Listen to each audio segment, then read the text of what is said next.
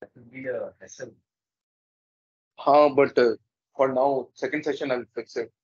For now, this is what it is. Okay. Do I start? Yeah. Thank you.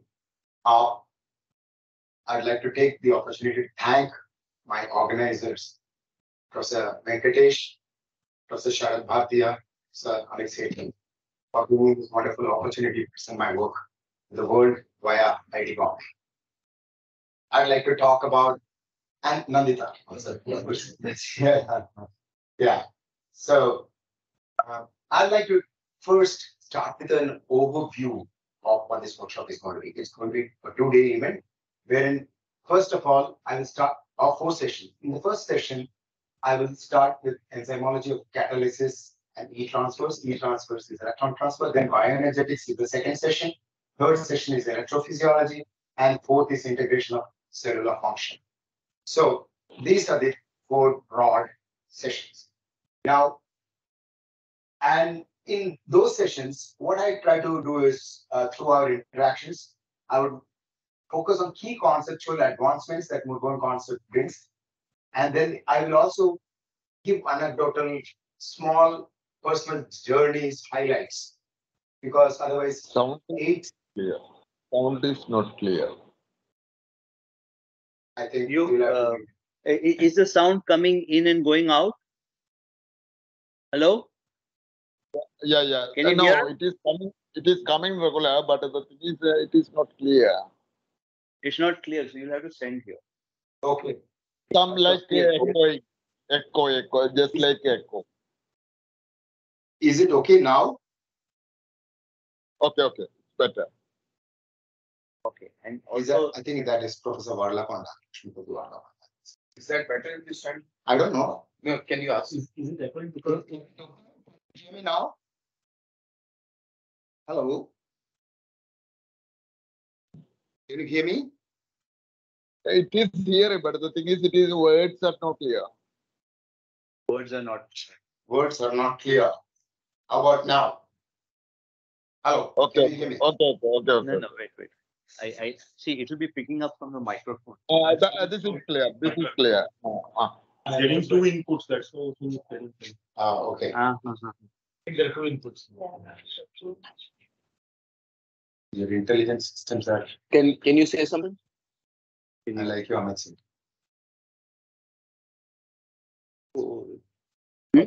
Oh, shit. The AI can hear you. But I don't know. I think I'll check the audio. Yeah. You could. Yeah. So basically, one thing that I will not resist from doing is making extraordinary claims. All right. So you won't see people making extraordinary claims in the talk, but that's what I will do.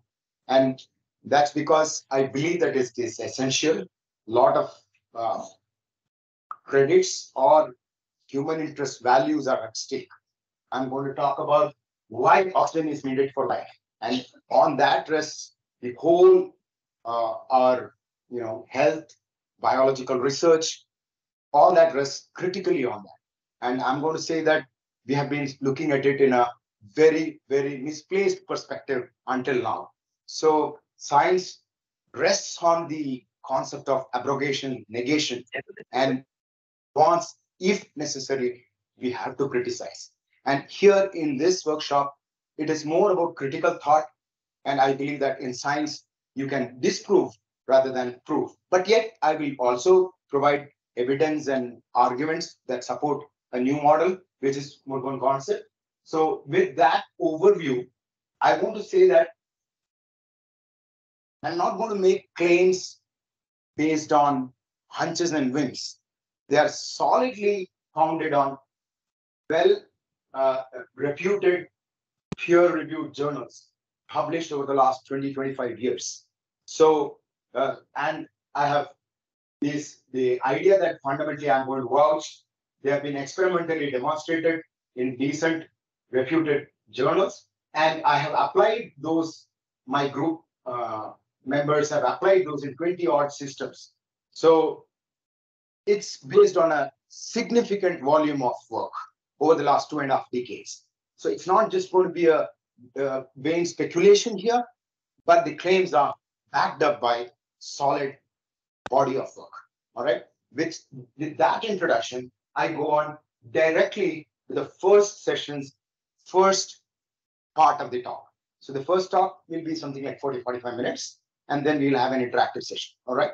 So here I will talk about the origin of Murburn concept, and I will talk about chloroperoxidase. You see here, these are the references for this work. And this work was done in Lowell Hager's lab, and all these works are very well cited, I would say. Around 100 odd citations would be the average if you take 100 around. So not bad. So basically, I went to Lowell Hager's lab. This was in Lowell Hager's lab in late 1990s after my PhD. So I had a background of working with enzymes. Masters I did on keratinases, PhD I did on lipases, and postdoc was on epoxide hydrolases. My world was selective specific enzymes and process considerations, cloning applications like a ordinary biochemist or a biotechnologist would do. My theories were collision theory, transition state theories. You would know all these, the basic juice. And then when it comes to enzymes, you would have the lock and key theory by Fisher and the induced strip theory by Koshland. Well, let me give you a disclaimer at the very outset. Many of the people that attend my talks get very upset thinking that I am discrediting all these theories. No, not at all. What I'm trying to say is we have so many observations that cannot be explained by the catalytic schemes espoused by the lock and key theory and induced strip theory. We have to go beyond these two theories. I'm not saying that they are wrong.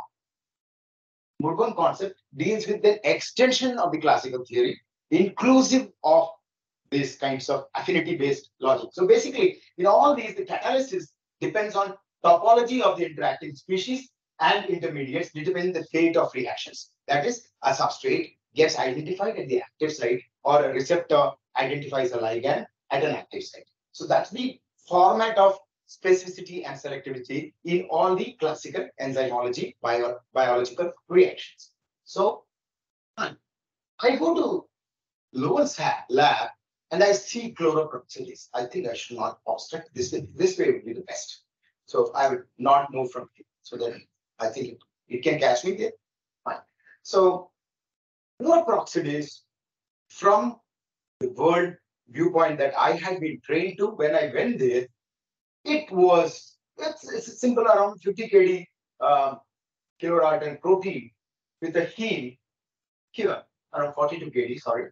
So now this enzyme did a bevy of reaction: peroxide dismutation, heteroatom dealkylations, electron abstractions, oxygen insertion, sulfoxidation, epoxidation, hydroxylations, fluorine insertions, chlorohydrin formations, all that. So the classical assay was this enzyme was produced by a fungus called Caldariomyces fumago, and this is the antibiotic that it generates in milieu.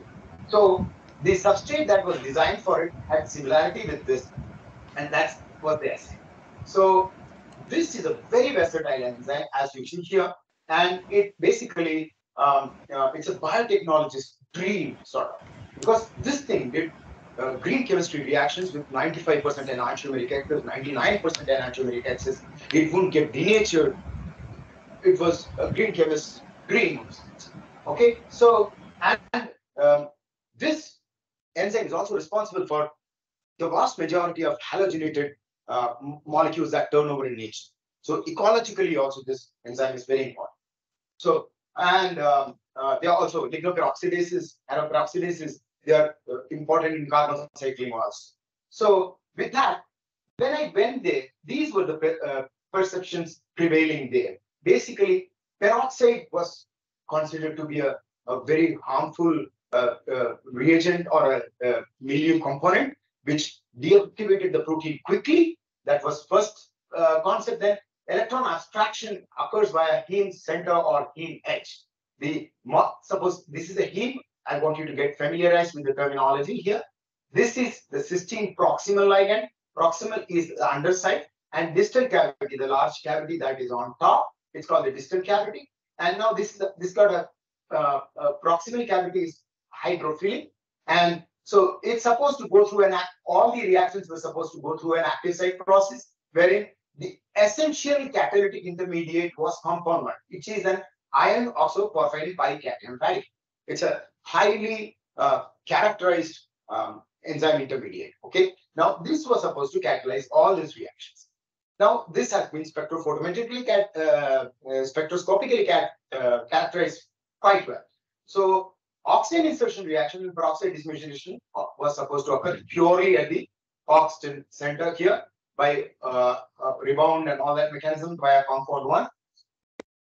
And then chlorine transfer also occurs here. So the diversity of reactions were all supposed to occur via compound 1. So now you see there are 4 different, at least 4 or 5 different types of reactions. So what I did is to understand the mechanism of this protein, I did a systematic study of the various types of reactions. I started with the peroxide utilizing reaction. It's a peroxidase, chloroperoxidase, right? So I made some peroxides, organic ethyl hydroperoxide, and hydrogen peroxide is commercial. So now it's supposed to go through the compound 1 formation like this, the dismutation reaction. What I saw is, to my surprise, that this enzyme is capable of converting millions of peroxide molecules before getting deactivated, and it has got the utilization was very critically dependent on the size of the peroxide. So hydrogen peroxide is this rate, then methyl hydroperoxide is this ethyl hydroperoxide. So it's a substrate going into the active site. You increase 1 carbon, the rate goes down significantly. It's a very, very clear thing. And then one simple experimental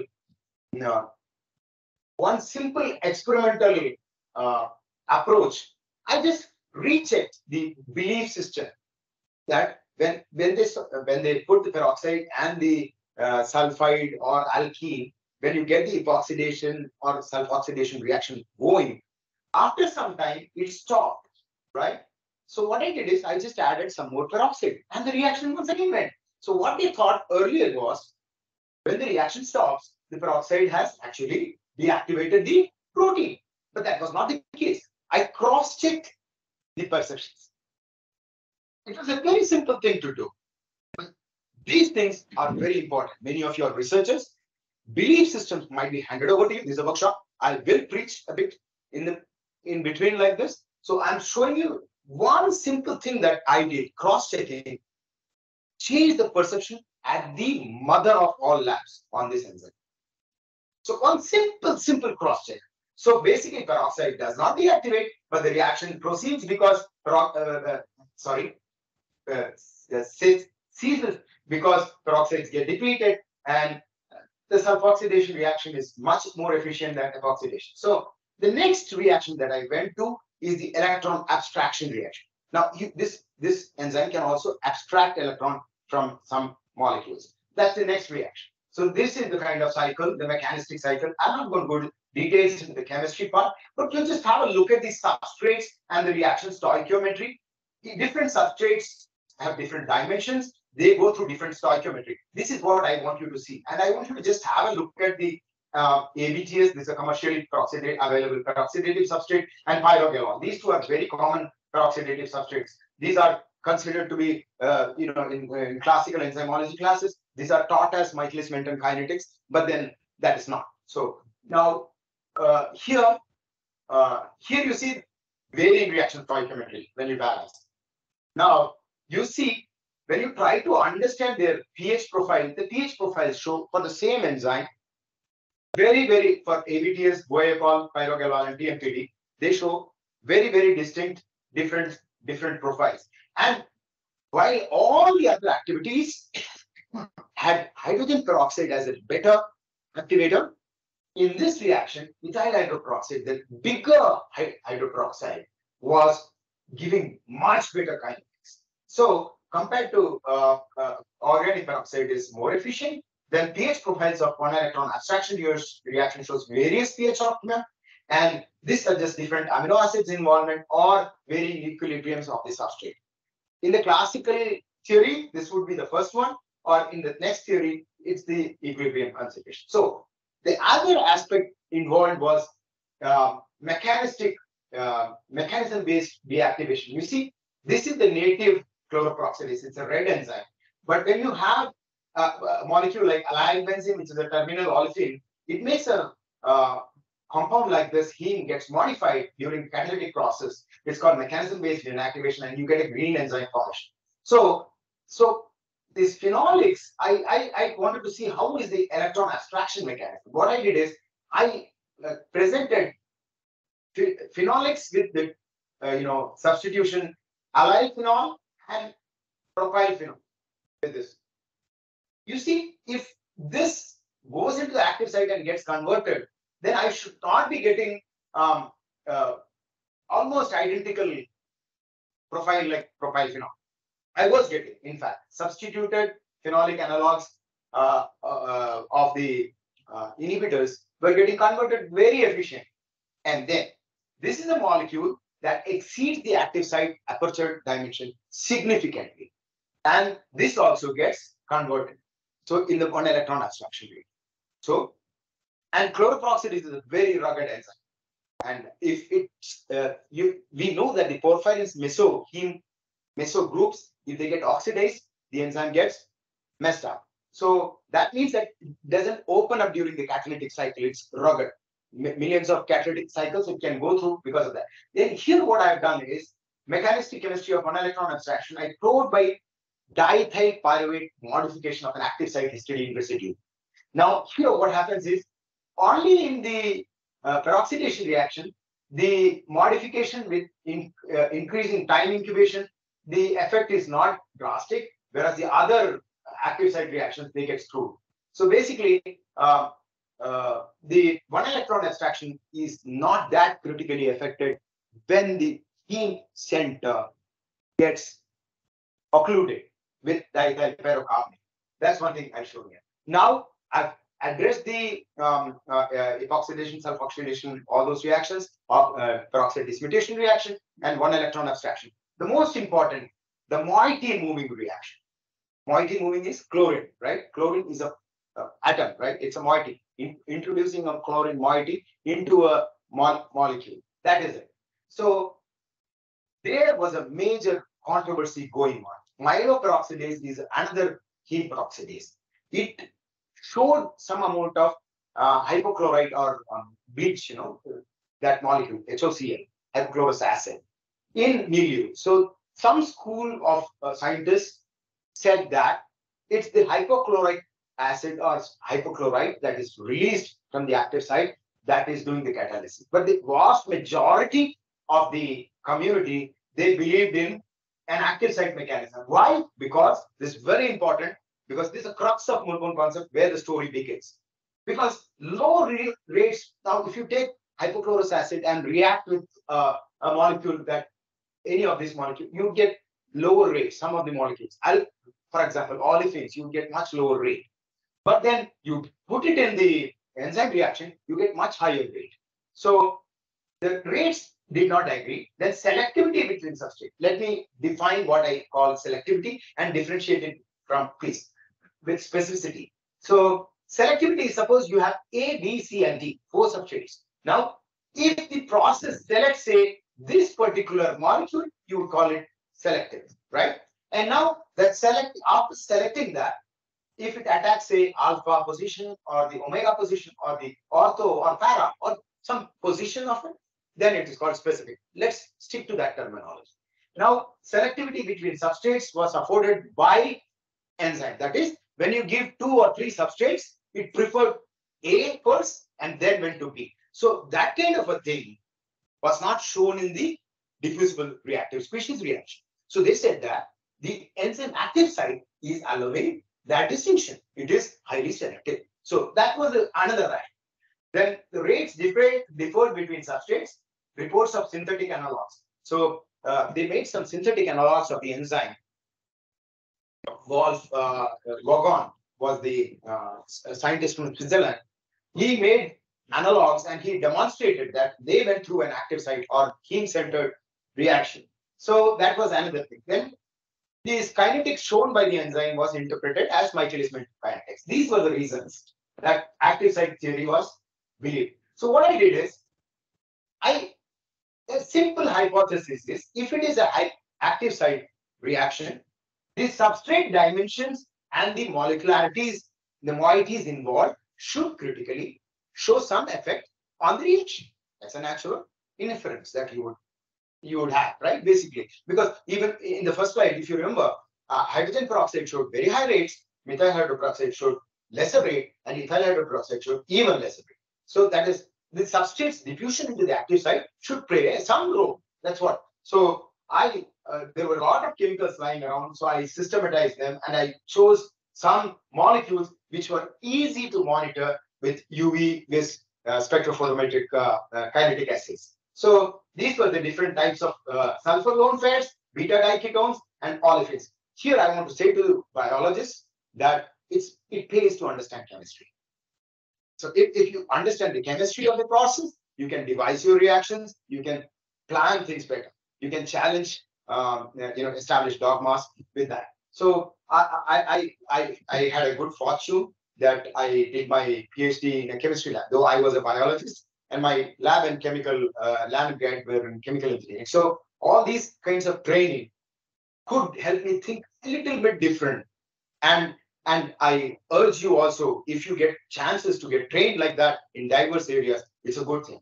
So don't prevent yourself from learning a new thing because it challenges your earlier traditional approaches. So here's the data. Please don't go into the details. The point is that all these diverse molecules should more or less, biologists might think that these are different rates, but in terms of chemical kinetics, they fall more or less in the same ballpark. So, and the time, there were some kind of differences, small basic differences. While oxygen insertion and dismutation reactions are size dependent, chlorinations are not. So there is a fundamental difference between reaction profiles. While the oxygen insertion, like for example, the catalase reaction or the sulfoxidation peroxidation reaction. Another thing is, this is very important, yet another aspect, that is, for the oxygen insertion reaction, you would take micromolar, from process consideration, you would take micromolar enzyme. But for the 1 electron chlorination reaction or the peroxidation reaction, you would only take nanomolar enzyme, that is 1,000 of the enzyme. So the enzyme active site concentration was not that important compared to the oxygen insertion reaction. This is a very, very crucial difference.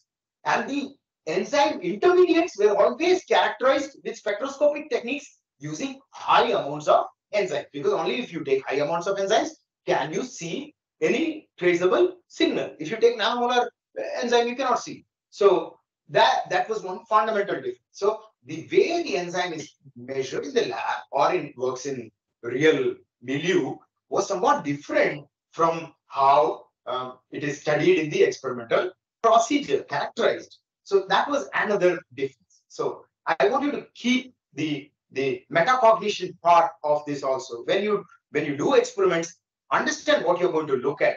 What does the experiment entail? What is the information that you can get from that is very important. So here I took one molecule, a sulfide, which can undergo an oxygen insertion reaction and it can chlorine transfer also.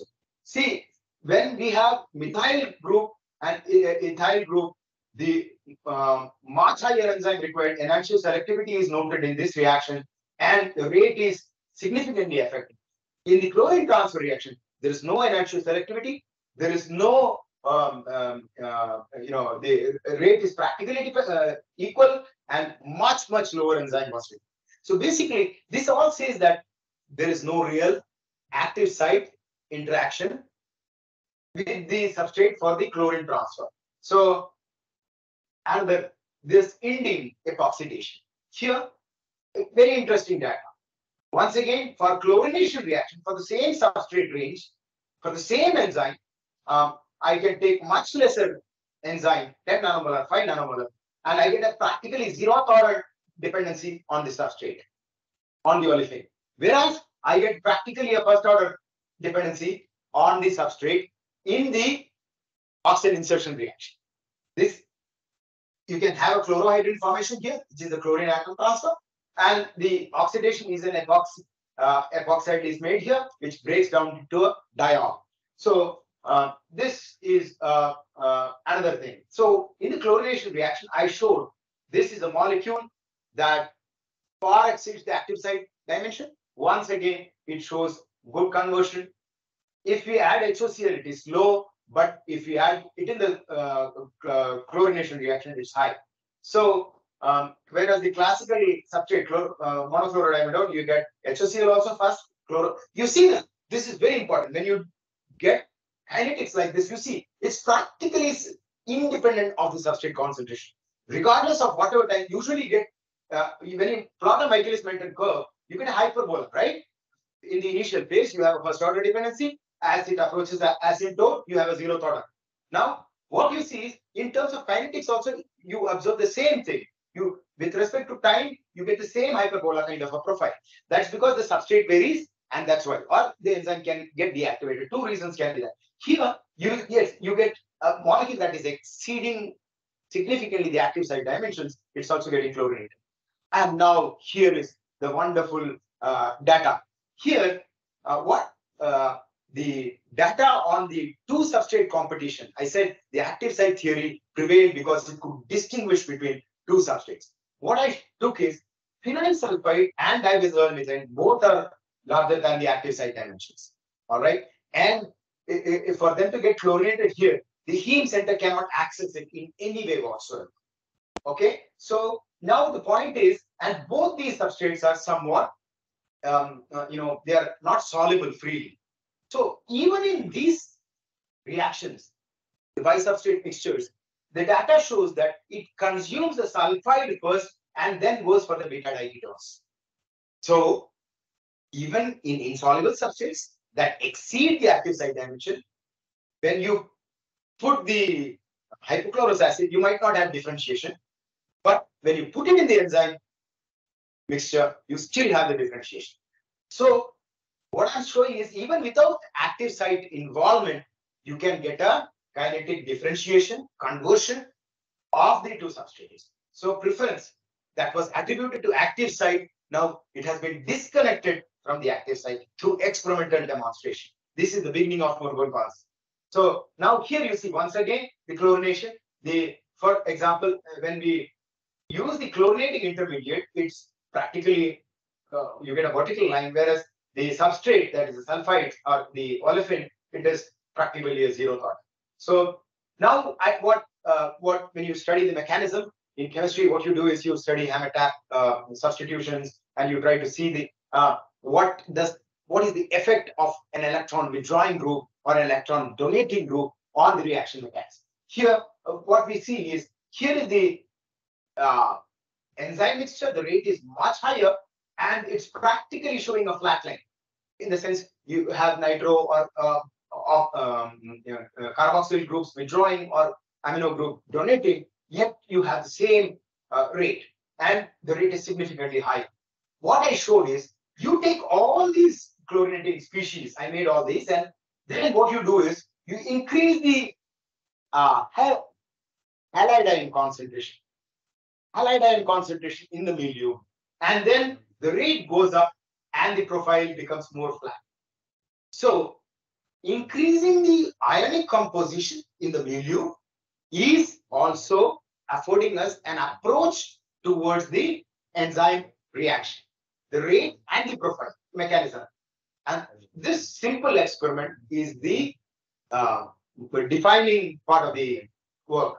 So thiourea and monochlorodiamidone, when you present it to the enzyme mixture, it consumes thiourea first. But when you put them, say you take 100 molecules of thiourea, you take 100 molecules of monochlorodiamidone, and you give 100 molecules of hypochlorous acid, you get 50 molecules of monochlorodiamidone converted and 50 molecules of thiourea converted. Now, that is what This is monochloro, this is thiourea signal, this is monochlorodiamine signal. Now, but when you add the same hypochlorous acid, bit by bit, slowly, what happens? You get only the conversion. One simple experiment. It is a diffusible species can also give differentiation between two molecules. Simple. Like, and then what I showed is that if you have the same multiple combination of substrates, and then you have different combinations of the solid, the diffusible species and the ion, the chloride ion that is inserted. Thank you, Professor Venkatesh. So the enzyme reaction always give the same preference as the chemical control. And then the chemical control selectivity, you can easily modulate with the addition of the ion. So now you have the selectivity is in the milieu, in the reaction system, rather than in the active site. Slowly, I'm showing it. And then the ratio of the conversion, you can easily change with different species of, the soluble diffusible species. So interactive equilibriums in the milieu determine the selectivity. That's what was determined. So here is one crucial data yet again. That is, this was the turning point of everything. That is, one night I was working alone in the lab, and I was, azide is a inhibitor, right, of heme enzymes like cyanide. It's a common inhibitor. It's a microbial what is it called? Static. It prevents the growth of microbes. So that's what azide does. Like cyanide kills.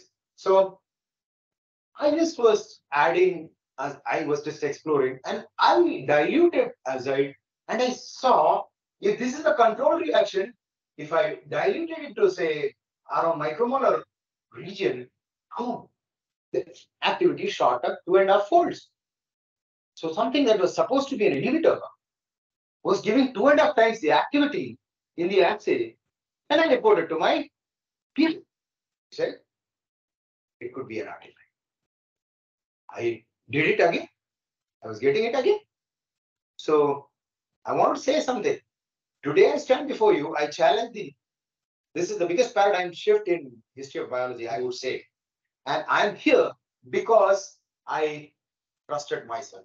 You are going to be the workers. You're going to work in the lab. When you get an experimental observation, believe in yourself. It is perhaps going to be the thing that will make your life. All right. So don't discard something interesting. Have the guts to see if something comes by, don't say, no, don't walk away from your call. It might be your destiny. So you see here, and then this activation or inhibition by azide, there is inhibition here, there's activation. It was a crazy kind of function of the azide concentration. And that is not conserved with respect to the substrate. It is changing. Now, if you see the same chlorination reaction of TMPD, tetramethyl-phenylenediamine, which is a substrate used for cytochrome oxidase, complex 4 in respiratory system, this profile changes. And that is also subject to different pH. So now you have got an activation and inhibition that is not necessarily an active site process, but it is completely in the milieu because of multiple interactive roles played by the compounds. All right. So now you see active site, add azide. Here is the spectroscopic at micromolar concentration. This is the free SORE signal of the chloroperoxidase, and this is the signal of the azide fully saturated chloroperoxidase. You see the difference in profile, and even at 100 folds excess, that is, you take 1 micromolar or 2 micromolar enzyme and you add 200 micromolar of azide 100 times, even then the azide binding is very minuscule, very minuscule. So the active site binding is not that efficient in that small ligands. Say, for example, biotin, avidin, if you consider those two, they are thick bodies. They come and they bind and they are topological. This is on off. Azide comes, binds, goes up. Cyanide comes, binds, goes up. So that kind of a thing. So these things cannot be explained by a binding based phenomenon, but they can be explained on the basis of azides serving as a secondary catalyst. Azidyl radical forms, which has been confirmed by Ronald P. Mason before me using EPR. He had confirmed it, but he had said in his paper, some importance should be accorded to this fact, but nobody had bothered to trail it any further. I found the importance of it and said that the azidyl radical that is transiently formed in milieu can work as a secondary catalyst that does much better catalysis. So that is what here it is. So please don't get lost in the details. So what I'm showing here is, earlier it was supposed to go through only this in the peroxidase cycle. There was some kind of oxidase activity also known. But what I'm showing here in the mechanistic cycle is, there are lots of intermediates that can interact with the enzyme via diffusible species, and many types of additive based reduced and oxidized species can be formed in milieu, and they can enter into equilibriums with ion salts, and then they can further attack the substrate. That's what was happening in the chemistry part. So, and then the kinetics you get, and the stoichiometry. Stoichiometry is what in the classical reaction systems you see A plus B gives C, or A plus 2B gives 2C, something like that, right? There will be a definite integer put before every reactant. That is what a deterministic reaction is, basically. Deterministic means one thing reacts with one at a definite locus, like that. But if you have a chaotic, something can happen like this, and then it can give some other product also. I would call it stochastic. I broadly define these two words like that. Okay, stochastic means more effect of the randomness and probability factors, and deterministic means you have more very clear-cut of product formation of definite ratios. 2A, 1B gives 3C, or something like that. There is a definite ratio. Here, you will not get a definite ratio. You might get 0.3 of A, you will get 0.7 of this, and something like that. Here, the stoichiometry might vary, and the kinetics gets crazy because the substrate that you might be, the product that you might be monitoring could be catalyzed by one of the intermediates that is formed. So you might not get the normal Michaelis-Menten kinetics. So here, that is what is written here. So basically, the components of the reaction milieu play multiple roles. It's not just one. So you cannot look at such reaction systems and try to explain the outcomes based on simple Michaelis-Menten binding at an active site and kinetics determination thereof, or stoichiometry thereof. So what I have shown is in chloroperoxidase, for the first Murzyme, the classical perception was that the compound 1 reacts with the substrate at the active site to give the products here. That's what's shown here. What I'm saying is, here it produces a DRS which can be stabilized here, or it can diffuse out, and it can get into secondary equilibriums with all the milieu components, and they can give products. And this is the basic thing. And with that, I devised an assay. The sigma protocol was using monochlorodiamidone. This was a much cheaper molecule. It's a smaller, it's a very simple dye. I showed it that this can be used. Then thereafter, sigma chooses this protocol. So basically, here, very, very, very simple idea is, here, enzyme, ion, substrates, oxygen, and reactive oxygen species. Reactive oxygen species, diffusible reactive oxygen species, that is what is BROS.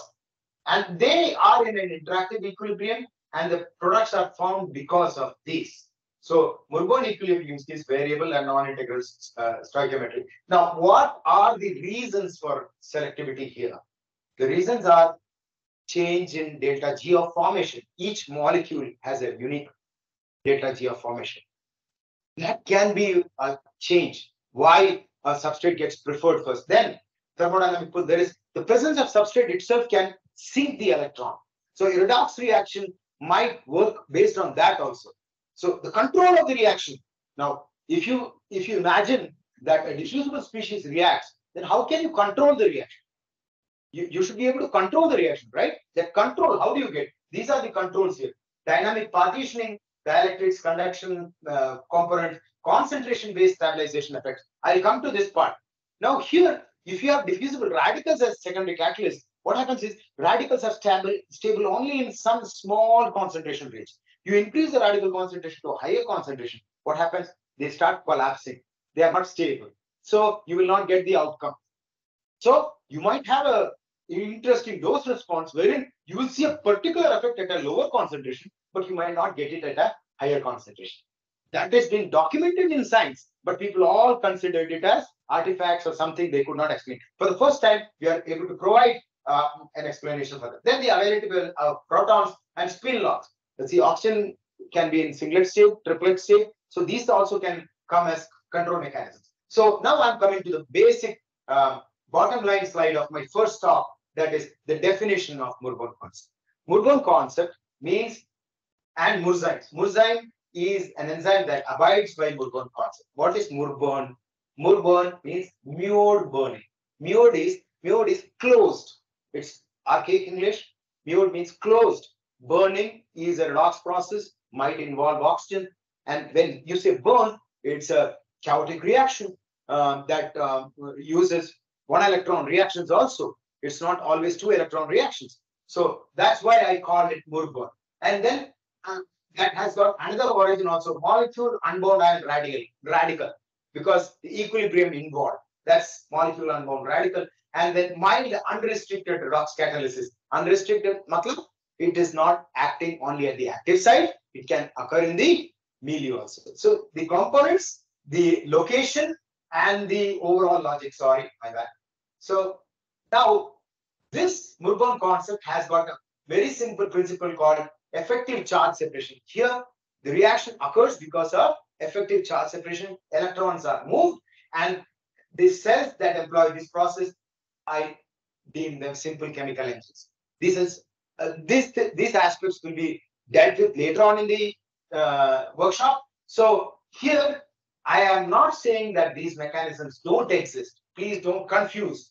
This is the classical enzyme wherein you have the active site, the substrate comes and binds, and then it gets converted. In the classical electron transfer mechanism, you have the donor, acceptor. There is some kind of a topographical identification. There's some kind of a matching, and they come together, and the donor gives the electron, like the Michelangelo's, the depiction wherein the hand gives, God gives, like that, right? So something like that. There's a physical connectivity.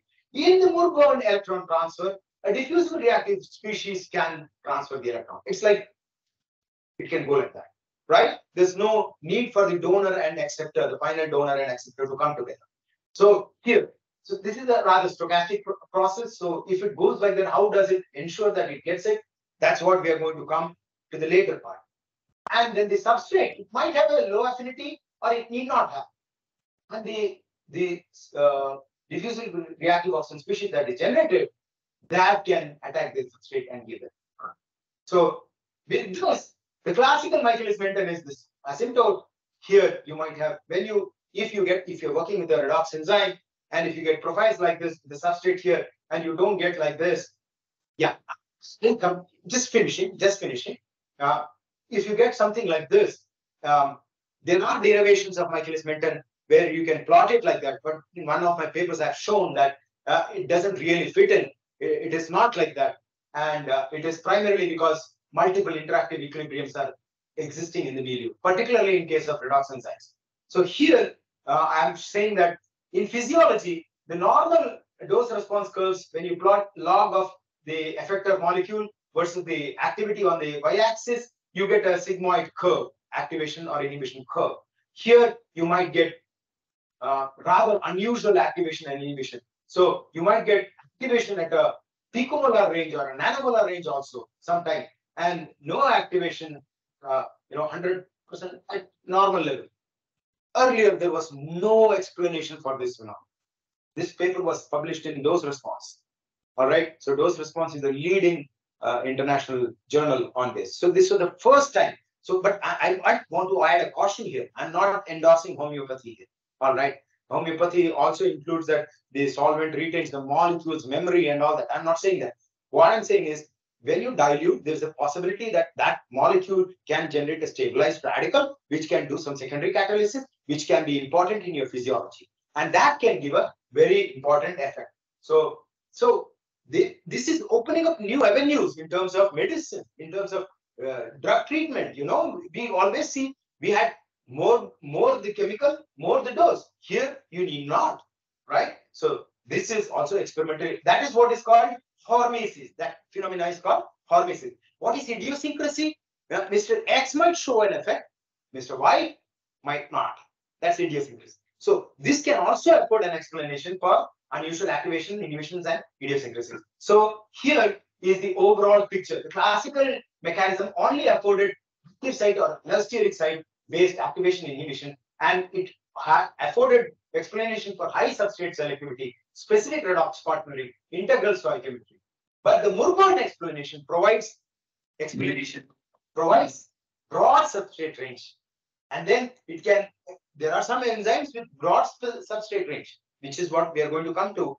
And then non-specific redox partners. How can one protein give electrons to so many diverse proteins? If you imagine protein-protein complexation, you cannot explain them.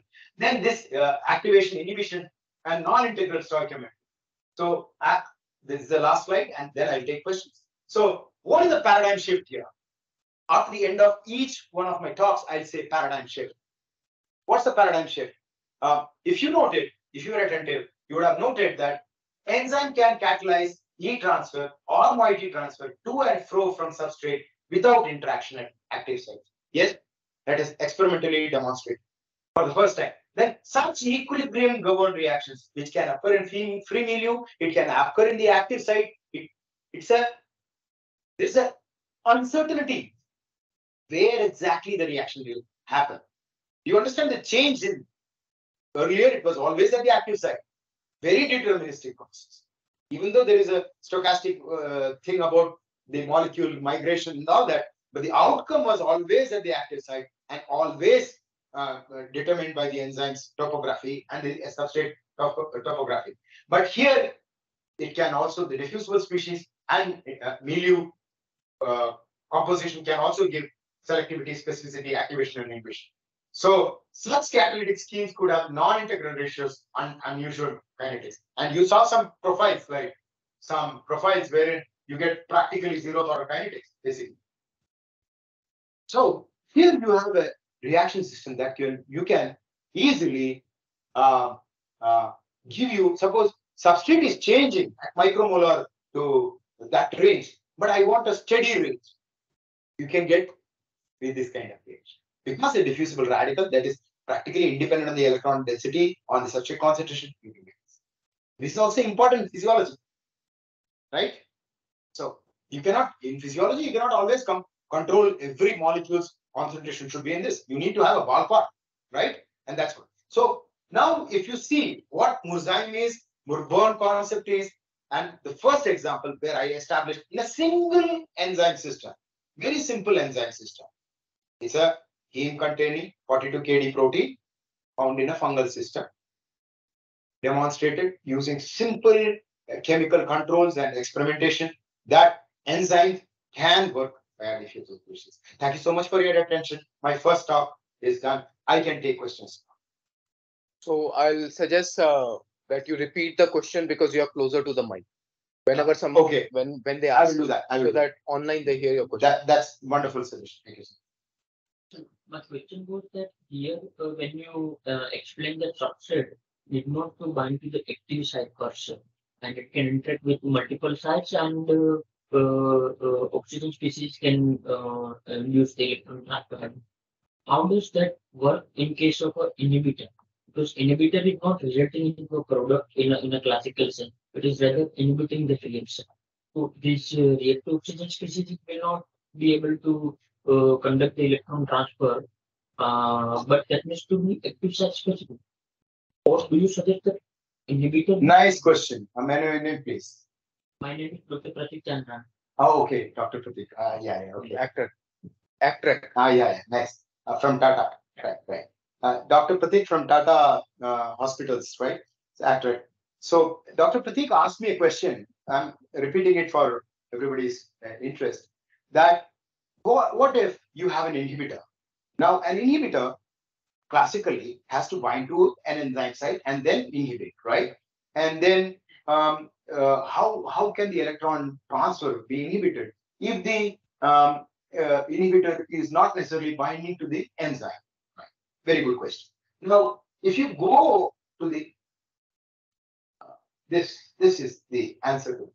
Now, here the activation or inhibition can occur by the inhibitor or those draining the electron from the equilibrium.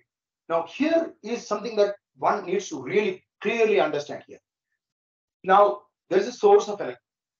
Substrate is the actual sink.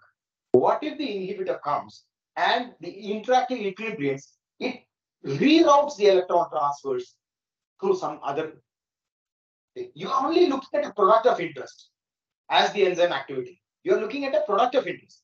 What if there are side reactions? And then the stoichiometry gets altered. That's what I've shown in that that mechanism slide. Here you see that this activation and inhibition is through alternate product formation.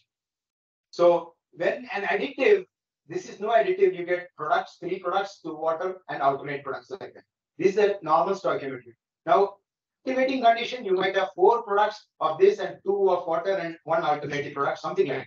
But in an inhibiting condition, the additive can give you a different ratio. And here the product that you're monitoring, that goes down. But the electrons are going to alternate products. Did you understand this? Yeah. So it need not really bind. It can bind. The point is, if it binds, what happens? It will be a greater inhibitor because it will have greater probability for approaching the reactive species as it comes out. No, it will catch it. It will take its route. So that is what. It's a very good question, very important question. It has got far-reaching pharmacological importance. We are going to come to it. Very good question, Dr. I really like that. Any other question? Yeah, please. Yeah. Sandeep, I just wanted to say in the paradigm sheet, the second point, could you say that again? Really clear. Okay, very good.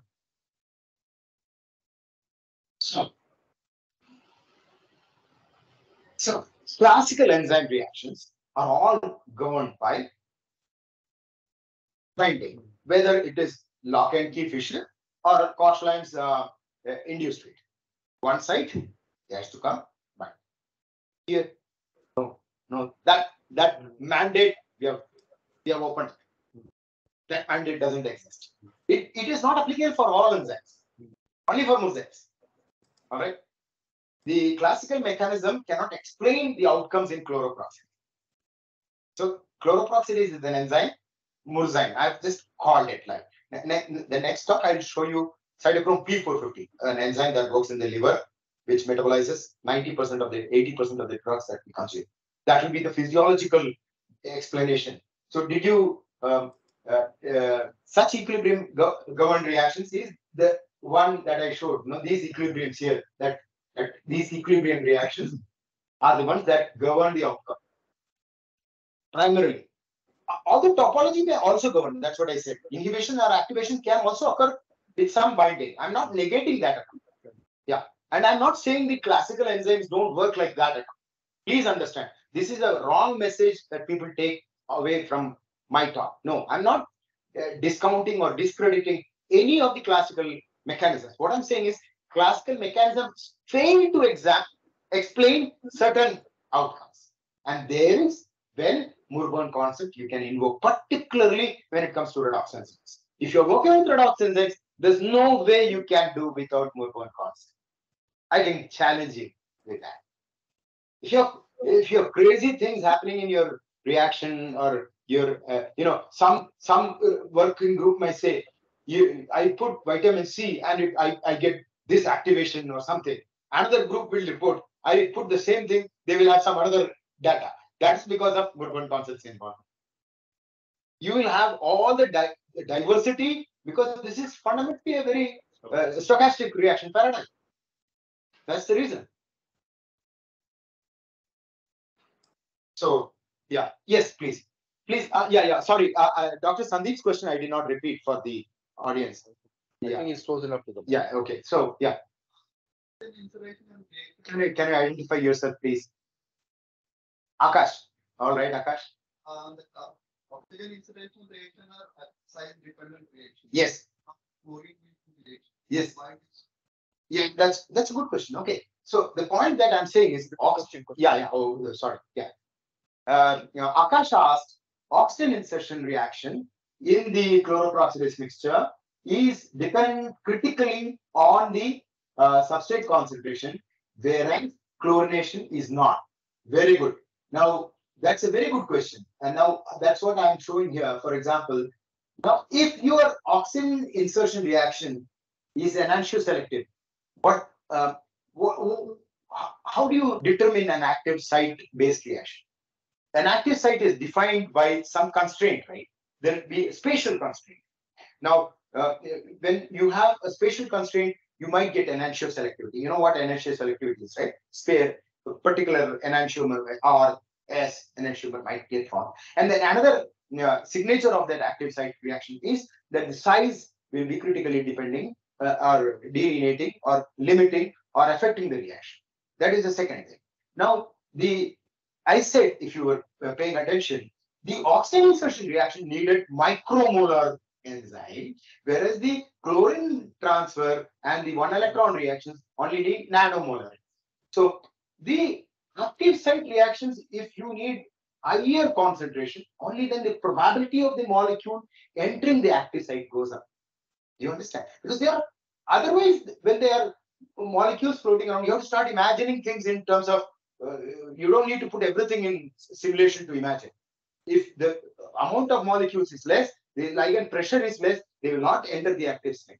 If the amount of enzyme is low, it won't. So when you take nanomolar amount of enzyme, even if you take millimolar and micromolar levels of substrate, the probability that the substrate will access the active site is low. Okay, now in the that is not here, it comes later. So in the cyanide, in the second part, I will show you that. So the chlorination reaction and the electron abstraction reaction, that doesn't occur in the active state. So it is not substrate dependent, size dependent. Concentration, it doesn't affect. That's what I was showing. The same molecule, when it is going through an oxidation reaction, it requires higher enzyme and it is critically dependent on the substrate size, concentration. Whereas when it is going through the chlorination or one electron transfer reaction, it is going through enzyme-free milieu reaction. That diffusible species is not, it doesn't care. I can react with anything because that's a radical, highly reactive species. But yet it is, it's like this. I come from a room and I see Amit Sethi. If there are not many people sitting here, I would directly go to Amit Sethi. I'll spend my time with Amit Sethi because he's my buddy, right? But if there is this packed room, I would not have chance. I will interact with, I'll bump into more and I might not find Amit Sethi. So naturally, I have philia for something because the energetics are different, the partitioning are different. There are reasons for difference. But then if you give enough time to stop and all, that will get reacted.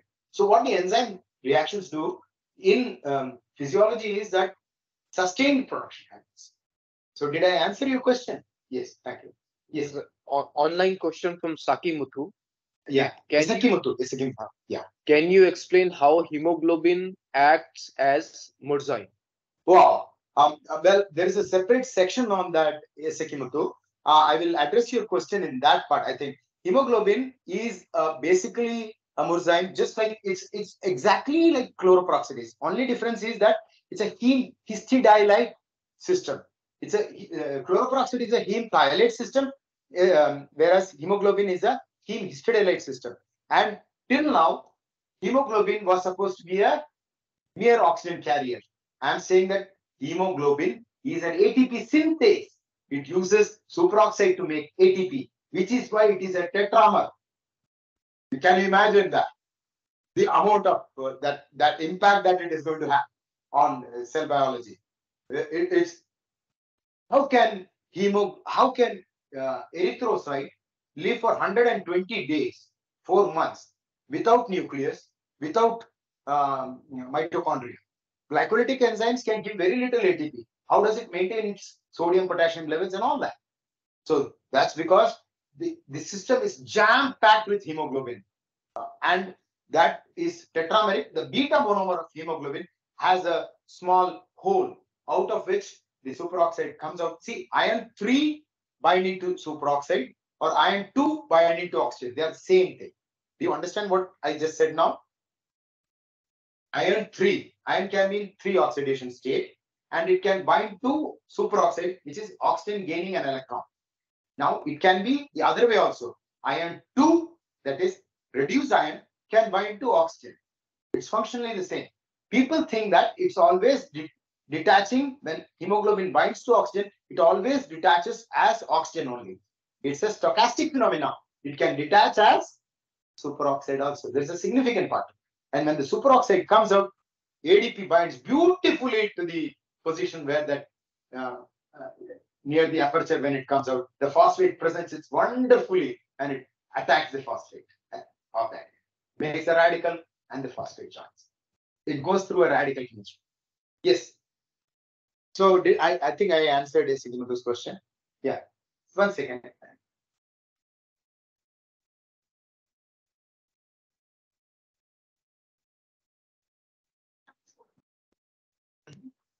Transport.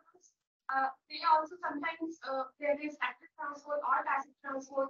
There is also an active site involved, and molecules are coming and binding and splitting off. So this concept of good question. Actually, Please repeat the question. yes. May I know your name, please? Anvesha asked a question that I talked about Murburn concept with respect to proteins and enzymes. So she asked, this is catalysis. What about membrane transport? A very good question. If you see the third part is electrophysiology, sodium, potassium. Once again, paradigm shift. They say 3 sodium pumped outside, 2 potassium pumped inside. I'm challenging all that. That's also going to be explained by Murburn concept. Everything is going to change. I'm telling you, it's going to change. So that's also being done. Oxygen is directly involved in it. Till now, oxygen was not supposed to be in it. Sodium potassium ATPase, for which Jensku got the Nobel, that mechanism which is prevailing now, I have already challenged, it's got published in Journal of Cellular Physiology. That's a good question. It's coming up. That's tomorrow. So 2 related questions online. Yes. One is from Bhuvana. Are there any other classes of enzymes that abide by Murburn concept? And the related flip question by Akanksha is, since not all enzymes are Murzymes, what is one feature of a Murzyme that will distinguish it from normal enzyme? Well, that's a very good question. The point is, Akansha's and other Bhuna's question. How do you know what is a Murzyme? Well, here if you see, there's no way. If you have a redox, you can be sure that more or less it has to have some Murburn concept going. But lactate dehydrogenase, it didn't have a redox component. ATP synthase, so-called ATP synthase. I'm saying it's not an ATP synthase. It's actually an ATPase only. All right. And the sodium potassium ATPase, it doesn't have redox component, but it's a Murzyme. So as of now, I don't know. When does something qualify to be called a Murzyme? Murzyme means that it generates, modulates, recruits, stabilizes, or utilizes a diffusible reactive species obligatorily in its reaction cycle. That's the definition of a Murzyme. Did you get it? It generates, modulates money, changes one type to another, and then stabilizes. For example, cytochrome C, it stabilizes superoxide, right? So that's stabilizing. So it acts like a buffer, electron buffer. So then utilizes. There are I've shown that, for example, the beta monomer of the ATPase, it's just a protein hanging over the sodium potassium ATPase, and that puppy has nothing but some extra lysine arginine residues. What it does is it recruits superoxide and sodium potassium control. Earlier it was that they identify sodium, potassium, bind, pump. It's not thermodynamically feasible. I'll come to that. So I think, yes, I think getting the next talk should be. No, that's at 11:30. No. This has got a second talk. Oh, okay. Okay, it's okay. I think we'll take questions now. So seems like it's not a very specific enzyme, as in it's not accepting only specific substrate. Correct. Correct. So can you say that Murburn is a kind of enzyme which will not have specific substrate person? I would not say that. So that's a very good question. What's your name? Chinmay. Chinmay is asked a question that can you define Murburn as something that is obligately defined by a lack of specificity? No. Murburn is defined by the ability to use a diffusible reactive species for its catalysis. I have never discounted topographical identification as an essential or non-essential thing. I have said that it need not be involved, but it could be involved. So it could bind. In fact, in cytochrome P450s, which come now, some of the drugs bind to one particular part of that cytochrome P450. If you mutate that residue, you might not get that drug converted. So it binds at a particular location. There is a topographical identification, but the conversion is by a diffusible reactive species. So, but it is a Murburn. Point of asking is that in your representation of this Murburn, you showed that there is a generation of reactive oxygen species or any reactive radical, and then it seems that from that representation, the substrate is not really bound to the enzyme, the active site, right? When I said that, you can see the representation. See here. Yes. Here, see this. It can be bound or it need not be. There is a little affinity it can. Yeah. In the case, high affinity also it can. But it involves the obligatory diffusible species. In a case where it is not strictly or strongly bound to the enzyme, there's a very high chance that this reactive species can have a multiple targets to it in a particular molecule. Right? Has a possibility. Very good. Yes, Chinmay? Aha, that's very good. See, this is the thing that I have said here. There are multiple reasons for specificity besides the topography. Here is the rationale. Delta G of formation, thermodynamic pull, dynamic partitioning, dielectrics, conductions, materials, concentration-based stabilization effects, proton spin laws. No, that's another very good question. I have proven some of these, not all, but these are theoretical explorations which I'm very sure they are involved, because when I see my experimental data, I can see them. Yeah. See, sure, I can tell you if you're interested. That's what one of the mandate of this interaction is. Very good. I would like that. I'm a guy who sits at home and I have collaborators in some places and my students work in places. I suggest experiments. So this is what I want. I want mainstream labs to take up these ideas, because without these ideas, we are still trying to fit into a paradigm where it doesn't fit. So this is what I hope somebody would ask and somebody would come forward to do. Wonderful, Chinmay. Thank you so much. So can we go on to the next talk? If you agree, you wanted to ask a question, please go ahead. I think more than the people who are waiting, I think the people who are curious here, they are more important. That fluorination reaction is that non-interactive reaction? Are you saying? No, I said they could interact, but generally in chlorination reaction, you see such large molecules that are exceeding the active site, which cannot bind and all that, they also get converted practically at the same rate as the substrate that are supposed to get converted. So yeah, so did I answer your question? Non-interactive, that's why it is operated at lower. See, the point is, I cannot say for sure that it doesn't, but the results that I get, the observations that I get, the kinetics that I observe, suggests that it need not go into the active site. And the second part of the talk will clearly show you the data wherein I take a heme enzyme, I give peroxide. After a particular time, the peroxide depletion stops. All right. But then you give another substrate, the thermodynamic pull you see, one of the rationale that I've said. You give a substrate, boom, the peroxide gets depleted. These are unusual observations. So I think we will go to the next part. If you don't mind. Can I go to the next part? And after the next talk, we will take a break. All right. All right. So you got something new in this part of the talk? Was I communicating clearly? You could get some ideas. That's wonderful. That's wonderful. I'm very happy. Some of the questions were on the dot. On the dot. Your question was good. And have you read my works earlier? No. Well, then that's very interesting. That's very interesting. Thank you so much. So I'll go to the next slide. Then here.